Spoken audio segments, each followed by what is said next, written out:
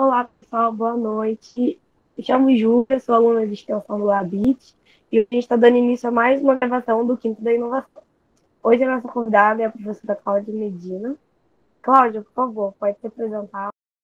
Então, bom, começar dando boa noite a você, Júlia, Tatiana, agradecer o convite, fiquei super feliz de estar hoje aqui com vocês, né? E, bom, para me apresentar, eu sou professora lá do Instituto de Estudos de Saúde Coletiva, da UFRJ, né? Eu atuo na área de epidemiologia e bioestatística, e no nosso programa de pós-graduação, a gente tem uma linha de pesquisa de ciência de dados em saúde pública, cujas atividades práticas, os projetos são desenvolvidos em um laboratório chamado Link Datapop, que é o laboratório de links de dados populacionais, que eu coordeno junto da professora Regiane Sobrino Pinheiro, nós duas, enfim, coordenamos, né? Mas, assim, a minha história, eu sou graduada em medicina, né? Então, minha graduação é em medicina. O meu mestrado eu fiz em endocrinologia, na área clínica. Aí, quando chegou no doutorado, eu fui para o IMS, Estudo de Medicina Social da UERJ, e fiz meu doutorado em saúde coletiva, né? Mas sempre trabalhando com dados, né? Então, ainda na minha formação, eu cheguei a fazer o meu pós-doutorado na Universidade de Montreal, no Departamento de Administração e Santé Publique, né? E desde 2012, eu e Rejante, a gente faz parte da rede internacional de links de dados populacionais, né? E essa rede, ela, quando chegou em 2017, eles fundaram um periódico, né? Que, na realidade, a instituição mantenedora é a Universidade de Swansea, no país de Gales, mas, na realidade, o periódico é um periódico novo, se chama International Population Data Science, e ele é um International Journal of Population Data Science, e ele é a instituição que mantém é a Universidade de Swansea, no país de Gales. Então, e que tem a ver com essa área de ciências de dados que a gente vem trabalhando. Legal, obrigada, Cláudia. Então, assim, para começar esquentando os... Você já se apresentou um pouco, mas para esquentar essa conversa, a gente queria saber, assim, quais são os seus projetos atuais? Você já comentou do laboratório, mas será que você pode falar um pouco mais especificamente de como são os seus projetos atuais? E como eles se conectam, em si eles se conectam de alguma forma com a inovação, seja ela uma inovação social, uma inovação cultural, ou até mesmo uma inovação em saúde? Então, assim, todos os projetos que a gente desenvolve nesse laboratório, né? E a maior parte deles tem a ver com nós vincularmos bases de dados. Então, a maior parte deles são bases de dados de saúde, mas a gente já teve um projeto que a gente vinculou uma base de dados do cadastro único com bases de saúde. Então, tem uma história que o Brasil ele é um país muito precursor nessa questão de disponibilização e disseminação de informação em saúde, né, por meio do DataSUS, que é o Departamento de Informática do SUS. Então, quando chegou nos anos 90, eles começaram a fazer a divulgação de bases de dados, que no mundo a gente chama isso de bases de dados administrativas. O que é isso? São as bases que registram a mortalidade, os nascidos vivos, as hospitalizações em hospitais financiados pelo SUS, os dados de notificação, por exemplo, da Covid. Então, esse conjunto de bases costuma se chamar de bases de dados administrativas para diferenciar daqueles bancos de dados que a gente, como pesquisador, forma coletando dados, indo para o campo, entrevistando as pessoas, né? Então, esses são dados que são produzidos no dia a dia de uma população que tem um uso para a saúde pública, né? E que pesquisadores podem secundariamente utilizar esses dados para fazer pesquisas, né? Então, para a área de saúde coletiva, que é a área que a gente atua, são fontes de dados muito importantes. E o Brasil foi muito pioneiro, né? Assim, eu acho que eu posso dizer que talvez seja, em termos de... Hoje a gente fala muito em open data, né? Talvez o Brasil seja o maior exemplo na área da saúde de um projeto de dados abertos tão amplo normalmente, quando a gente pensa em Open Data, a gente pensa pesquisadores que compartilham dados entre si. No caso do Brasil, esses microdados foram colocados e foram desenvolvidas ferramentas para qualquer pessoa da sociedade poder trabalhar com esses dados. E isso foi muito bacana para quem era pesquisador, porque abriu uma avenida, né, para a gente não trabalhar só no modelo colhendo dados, de coletar dados primários para fazer a pesquisa. E Rejane e eu, a gente sempre teve interesse em trabalhar com esses dados, e em um determinado momento a gente começou, né, e isso foi muito em função da minha tese de doutorado. Então, quando eu fiz a minha tese de doutorado, eu lá estava começando uma discussão de a gente utilizar uma técnica chamada captura-recaptura para a gente poder fazer estimativa de população de pessoas doentes. Então, em vez de eu fazer uma pesquisa para perguntar se as pessoas têm diabetes ou não, a gente usava essas bases de dados, a ideia era essa, e combinava elas e juntando as pessoas que apareciam, por exemplo, numa base de hospitalização, numa base de mortalidade, numa base de ambulatório, e que as não apareciam em nenhuma delas, ou nas várias combinações, a gente conseguia, teoricamente, estimar. Era uma técnica que até então vinha sendo utilizada só na ecologia. Então, por exemplo, se eu quero estimar a população de peixes de um lago, eu não vou fazer um censo, né? Senhor peixe, quantos moram com você? Não é possível você fazer isso. Então, o que o pessoal da ecologia faz? Eles pescam o peixe, marcam o peixe, soltam o peixe. Então, daí essa ideia de captura. Aí deixam o peixe se ambientar novamente, aí eles pescam novamente, que é a recaptura. E aí, dessa combinação do peixe que foi pescado, alguns vão ser só capturados uma vez, alguns vão ser capturados e recapturados, e outros só vão ser capturados na segunda vez, e outros não vão ser capturados nunca. Então, você aplica os modelos matemáticos e estima aqueles que não são capturados, e com isso você conhece. E aí, isso era uma ideia da gente poder saber quantos casos de diabetes, ou de hipertensão, ou de câncer eu teria em uma população sem ter que fazer um inquérito. A ideia era ótima, né? E a gente substituiria a pescaria por isso. Eu pego, se essa pessoa está nessa base, se a pessoa está na base de hospitalização, está na base de mortalidade, está na base de ambulatório, ou se ela está numa, não está na outra, era a mesma coisa de pescar e marcar.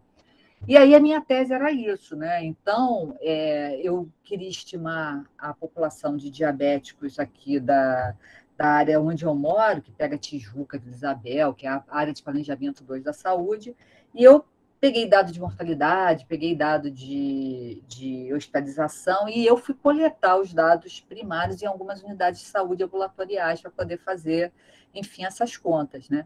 Só que, na época, ninguém trabalhava com captura e recaptura, era inovador usar essa técnica na área da saúde coletiva para fins de vigilância, e muito menos a gente tinha tecnologia para achar uma pessoa numa base ou na outra, né? E aí eu fui buscar como é que eu ia resolver esse problema, e à época tinha uma única, você tinha alguns programas que rodavam no Bureau de Censo do Canadá, e tinha uma firma, que era o software mais conhecido, o Automatch, que era de um pesquisador que tinha trabalhado no Bureau do Censo dos Estados Unidos, desenvolveu o software e depois saiu e estava com a firma vendendo.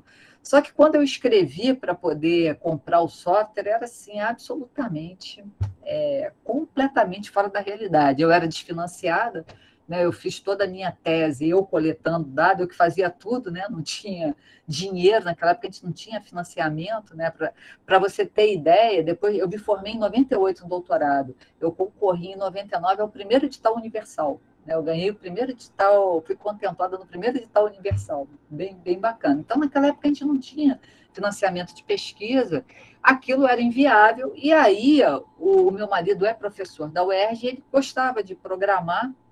E aí ele pergunta aí, você topa me ajudar? E aí a gente começou a trabalhar junto, né? E foi bem bacana porque, como era uma coisa muito nova, não tinha nem artigo científico.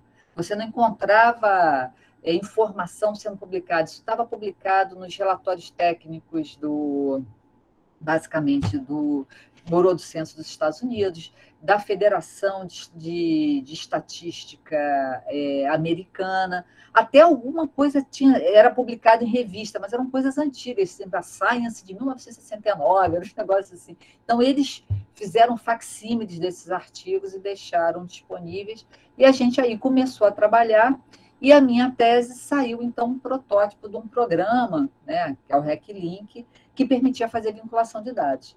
E a captura-recaptura não deu certo para o que eu queria, né? Para o diabetes, como quem inova sempre tem que estar aberto a dar resultado errado, né?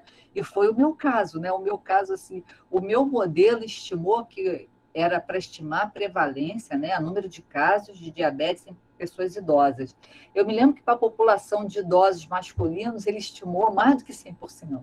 Ou seja, o meu modelo ele errou rude, não precisava nem de nenhuma técnica para saber que aquilo ali não estava funcionando.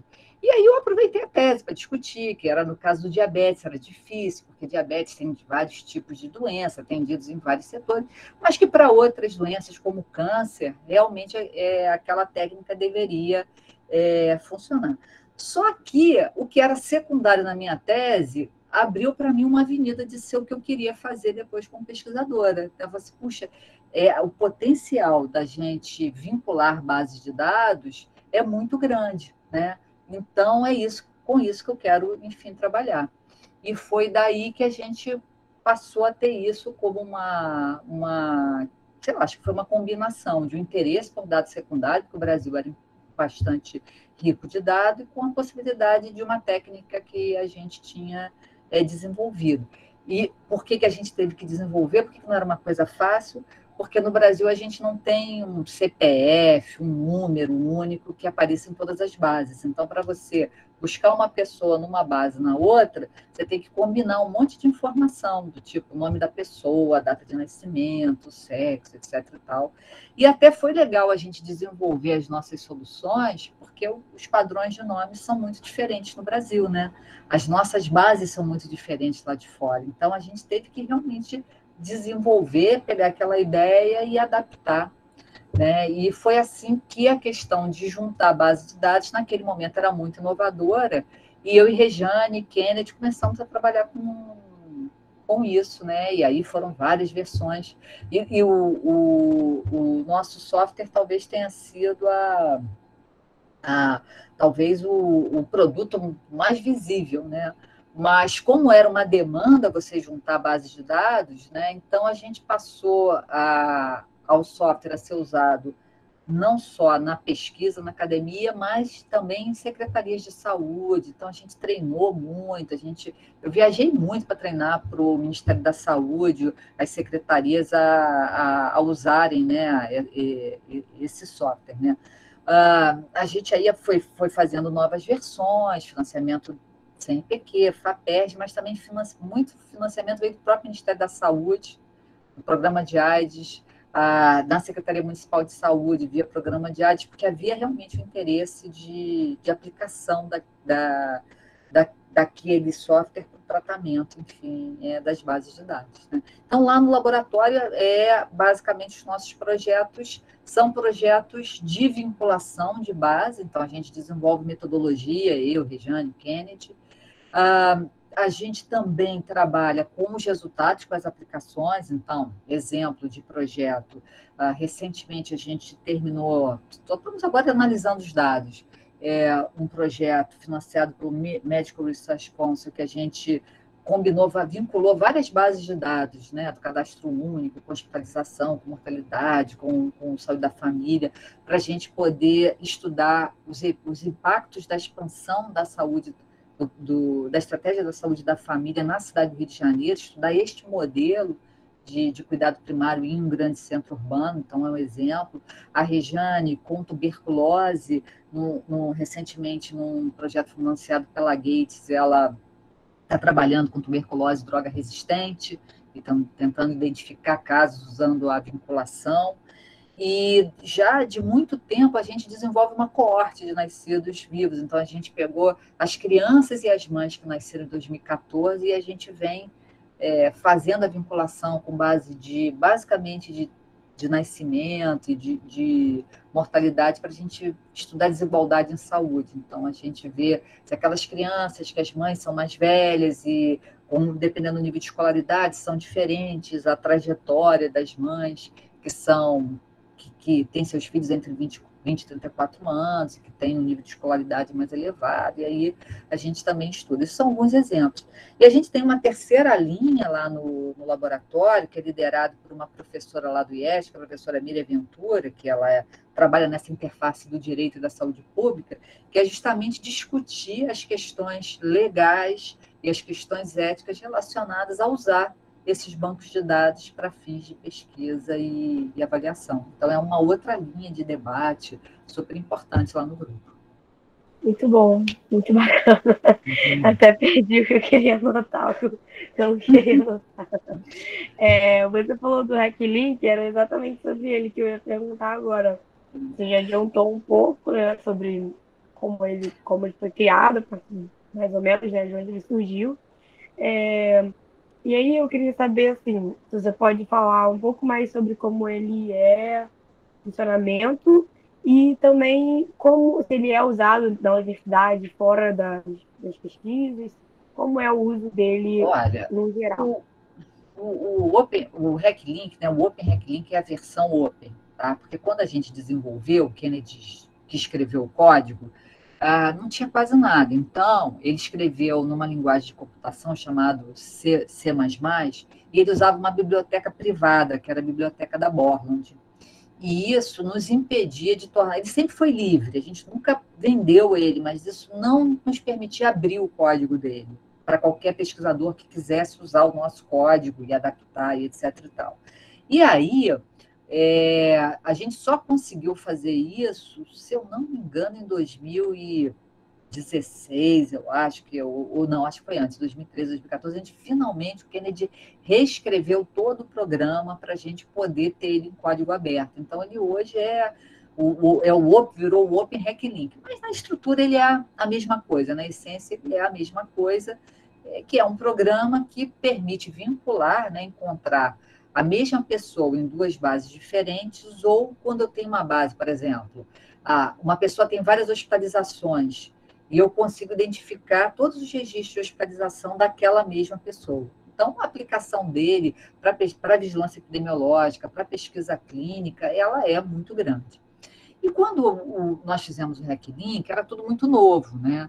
Então, tinham algumas dessas experiências lá fora, né? Mas que eram muito caras. E logo depois o CDC fez o Link Plus, que era, né, mais ou menos contemporâneo ao Open Hacklink, ao Hacklink, mas o que acontecia com o Hacklink é que a gente teve a preocupação de desenvolver manual, treinar as pessoas. Então, ele acabou virando, ele era em português, ele era adaptado à nossa realidade, então ele tinha várias coisas que fez com que durante muito tempo ele fosse o software mais usado no Brasil para fazer essa coisa de vinculação de dados, tanto em secretarias de saúde, Ministério da Saúde, como também na academia. Só que de lá para cá, aí houve uma certa mudança, foi interessante. Quando a gente lançou o Open, né, acho que a gente encerrou, um ciclo está lá, o nosso código está lá, alguém pode desenvolver, e a gente se voltou mais agora para desenvolver outras rotinas para fazer links dos nossos próprios projetos, né? Então, a gente continua usando o Open, porque ele faz uma parte muito boa, tem uma técnica bastante interessante para vincular dado, mas a gente usa outras soluções que também foram aparecendo com a própria evolução dessa área de ciência de dados, né? Novos programas, novos computadores, etc. Tal. E, ao mesmo tempo, quando você começa uma coisa, você vai tocando as outras pessoas. Então, o maior número de pesquisadores hoje desenvolve no Brasil, tem interesse em utilizar links, e alguns pacotes estatísticos passaram também a ter rotinas lá dentro para fazer essa vinculação de bancos de dados, né? Então, acho que hoje ela é alguma coisa que virou, assim, muitas pessoas podem fazer, estão fazendo com soluções, o que é muito bom, né? A gente poder estar trocando soluções diferentes. Mas aí, talvez, eu acho que, onde eu vejo que a gente pode, de fato, avançar, né? E eu vejo que a UFRJ pode ter um papel importante, porque Na época que o DataSUS, década de 90, colocou seus microdados individuais disponíveis, porém eram dados não identificados, portanto, eles não permitem a gente fazer essas vinculações, porque a gente precisa de nome, data de nascimento, sexo, isso, para a gente poder fazer essa união das bases. Os outros locais do mundo não podiam fazer isso, porque as legislações proibiam que você colocasse na rede microdados individuais de qualquer pessoa, mesmo que fossem não identificados, né? E isso para eles causava muita estranheza. E é interessante que a experiência do Brasil é quase dizendo, olha, é possível de ser feito. Eu só não sei se qualquer país pode fazer isso, porque nós temos sistemas nacionais, nós temos volumes muito grandes, nós temos poucas informações da base, que o Brasil é uma boa experiência para dizer, olha, nunca tivemos problema. Essa disseminação de informação dessa forma é muito positiva. Mas, para a maior parte dos países, as legislações não permitiam. Então, eles evoluíram para um modelo que foi formar umas centrais de dados, que eles... Então, tem uma central que ela funciona como uma terceira parte entre o interesse de pesquisadores e outras pessoas que têm interesse nos dados vinculados e as pessoas que custodiam as bases de dados, né? No nosso caso, o Ministério da Saúde. A Secretaria de Vigilância e Saúde vai custodiar a base de mortalidade, de nascidos vivos, de vigilância. A outra Secretaria de Atenção à Saúde vai custodiar a base das hospitalizações. Então, esses custodiantes de base, eles cedem a base para uma terceira parte, que tem toda uma infraestrutura, né? E essa terceira parte faz o linkage, tem um ambiente seguro e faz a mediação com o pesquisador. Então, o pesquisador que queira usar aquele dado, ele aprova, né, um comitê de ética, dentro do... Há técnicos nessas centrais que discutem com aquele pesquisador para dizer, olha, será que você precisa mesmo desse dado vinculado? Será que você não resolve com dado agregado? Quanto maior nível de agregação, melhor. Mas, se, em última análise, o pesquisador mostrar que ele tem uma pesquisa importante, que é de relevância para a sociedade, então aquilo é apresentado para os custodiantes, se os custodiantes concordarem que tem valor naquela pesquisa para a sociedade, aquilo é aprovado, é feito um conjunto de dados vinculado, e aí isso é colocado numa nuvem. E aí aquele pesquisador, ele entra naquela nuvem ele tem todos os pacotes estatísticos para fazer a análise, o que ele quiser usar, seja R, SAS, Stata, enfim, Python, o que ele quiser usar está ali dentro.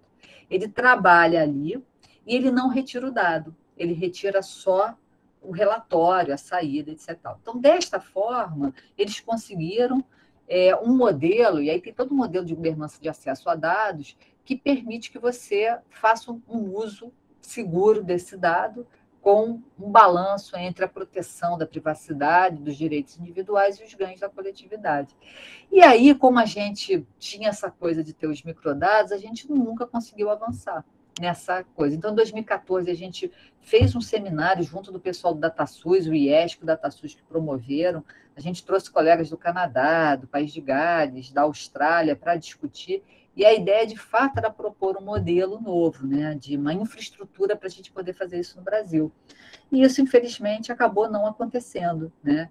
E aí, o que aconteceu hoje? A gente, positivamente, tem Agora, o Brasil tem uma legislação de proteção de dados, né? A Lei Geral de Proteção de Dados, a Lei de Acesso à Informação, e não tem a infraestrutura de dados. Então, a gente assim, está vivendo num momento que é complicado, porque é possível que haja um fechamento desses dados e que o menor número de pesquisadores possa, de fato, ter acesso para responder a perguntas que são de interesse da sociedade. E aí é que eu vejo que a UFRJ pode ser um polo, porque, normalmente, esses centros de dados lá fora, eles são parcerias entre a universidade e os custodiantes de dados, eles são mantidos dessa forma, né? E eu acho que na UFRJ a gente tem expertise em todas as áreas, para infraestrutura de segurança de dados, para desenvolvimento de experiência no uso das bases de dados em saúde populacionais, na área de computação, nos seus vários aspectos, na área de legislação e ética. Então, eu vejo que nós poderíamos ser um centro no futuro usando alguma coisa do código do OpenRequilink, possivelmente outras coisas. Hoje em dia a gente evoluiu muito nessa área, então a gente tem aprendizado de máquina, a gente tem uma série de outras soluções que a gente pode estar usando e, enfim, combinando, né? Então, isso eu acho que seria um projeto muito bacana se a gente pudesse evoluir, e eu acho que a UFRJ é uma candidata a ser a abrigar um centro desses de dados, com certeza. Legal, Cláudia. E agora, para finalizar, assim, tendo em vista tudo que você já falou, mas para concluir mesmo a nossa conversa, você concorda, você considera que os processos inovadores e a inovação em si, ela é aceita, eles são aceitos, e quando aceitos, eles suprem as necessidades dentro da área da saúde, dos serviços, dos sistemas de saúde? Olha, eu particularmente eu acho que sim, né? A gente tem, bom, exemplo mais recente, né? Eram pesquisas que haviam sido feitas na área de vacina que, em um tempo bastante curto, permitiram que a gente tivesse uma resposta à pandemia da Covid, né? Então, isso é feito porque tem gente inovando, e tem gente estudando, e tem gente, enfim, produzindo, né? Mas mesmo na área da saúde, se a gente não pensar numa tecnologia tão, né, que a gente consiga reconhecer como uma vacina, uma tecnologia, mas assim, a gente tem exemplos super importantes, como, por exemplo, a estratégia da saúde da família, que é um modelo de cuidado primário da saúde extremamente, com impacto extremamente importante, né? Então, há várias publicações em diferentes contextos que mostraram o impacto positivo na redução da mortalidade e o impacto, inclusive, no nosso estudo, esse que a gente teve financiamento do Medical Research Council, a gente estudou nesse contexto que não é muito favorável para esse modelo, a princípio, que é o do núcleo urbano grande, como é e complexo, como é a cidade do Rio de Janeiro, e aqui a gente conseguiu um impacto positivo na redução de mortalidade e maior ainda na população mais carente, né? Então, portanto, é uma tecnologia de cuidado, né, de modelo de cuidado, que pode, inclusive, diminuir a desigualdade em saúde. Então, eu acho que a gente pode ficar aqui pensando em inúmeros exemplos, né? Mas se eu for pegar a área minha área de dados, essa de population, né, ciência de dados populacionais, eu acho que talvez uma das grandes novidades seja essa ideia de cidade saudável, né, em que você, na realidade, faz uso dos bancos de dados e de outros tipos de dados, né, chamados dados não estruturados, aquele que você captura por sensores, né? Então, por exemplo, existe um projeto na cidade de Chicago que se chama-se a Rio of Things, que eles fecharam uma área da cidade em que cada poste eles colocaram uma caixinha com sensores. Aí tem sensor para tudo, movimento, temperatura, imagem. Lá eles têm uma plaquinha de computador, né? Um computador daqueles que é uma plaquinha que processa e joga aquilo para uma nuvem, né? E uma vez essa ideia da cidade saudável, aquela nuvem ali, ela pode ser, e aqueles dados ali armazenados podem ser acessados por inúmeros usuários diferentes. Então, eu posso ter um pesquisador, eu posso ter um gestor, eu posso ter um cidadão, por exemplo, que está ali no seu carro e acessa a nuvem para ver que na rua ali ao lado acabou de vagar uma vaga, eu não vou ter que ficar rodando, entendeu? Então, você poupa tempo do indivíduo e também protege o meio ambiente. Por isso que essa ideia da cidade saudável, ela tem muito a ver com sustentabilidade. Ou então você tem um app que você conecta a ele para te dizer, a condição de poluição aqui onde você pretende fazer exercício não está muito legal. Talvez seja melhor você fazer um exercício leve aqui ou mudar o seu local de prática, né? Então, eu acho que essa ideia que talvez seja o que eu vejo como mais inovador dessa área, é a gente combinar, né? Combinar esses dados usuais, estruturados, etc., com esses dados de sensores, né? Já há projetos de pesquisa, a Google tem um projeto de pesquisa que é uma coorte de pessoas que eles vêm seguindo nos Estados Unidos, que se chama Projeto Baseline, né? Então, na verdade, é uma subsidiária da Google que, enfim, financia o projeto. Há pesquisadores de diferentes universidades participando da área da saúde, área básica, cientista de dados, E eles combinam, então eles fazem todas, faz entrevista, faz o exame, mas o participante coloca informação, não responde a uns micro, usa o seu celular para responder uns micro, faz um diário de vida e coloca ali. Eles desenvolveram um relógio desse tipo aqui, smartwatch, que mede de tudo.